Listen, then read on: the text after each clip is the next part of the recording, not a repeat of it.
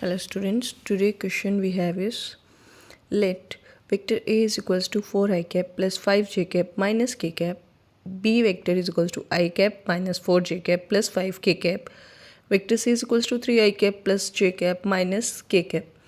ठीक है. Now what you have to do, find a vector T. हमें एक वेक्टर निकालना है जिसको क्वेश्चंस ने कैसे रिमार्क कर रखा है डी की तरह, which is perpendicular to both vector A and B. जो ए वेक्टर और बी वेक्टर के परपेंडिकुलर है, that mean D dot vector A is equals to zero and D dot vector B is equals to zero. This implies what, vector D dot vector A is equals to zero and vector D dot vector B is equals to zero. And वो कह रहा है vector D dot vector C क्या है हमारे पास 21.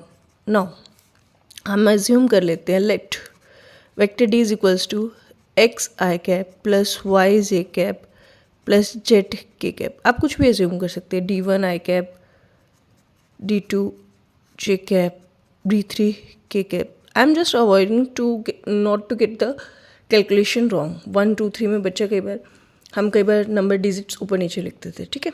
So vector D हमने ये ले लिया है, वेक्टर ए क्या है, तो हमारे पास फर्स्ट इक्वेशन क्या आएगी, 4x मैं डायरेक्ट मल्टीप्लाई कर रही हूँ plus 5y minus z is equals to में ज़ीरो, क्योंकि आई डॉट आई हमारे पास क्या होता है zero.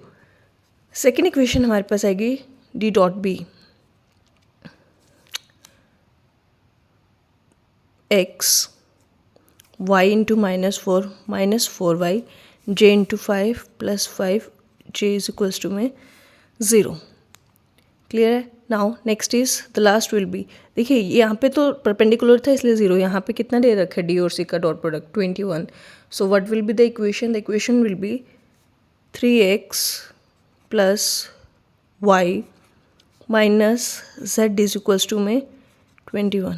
So these three equations you have. Now you have to solve it. अभी ये मत कहना कि मैम ये कैसे है. If you have already done this और you know this then let's proceed. आप elimination method, substitution method, cross multiplication method लगा सकते हैं. ठीक है. वहाँ से हमारे पास x की वैल्यू आएगी 7, y और z की वैल्यू बराबर आएगी -7.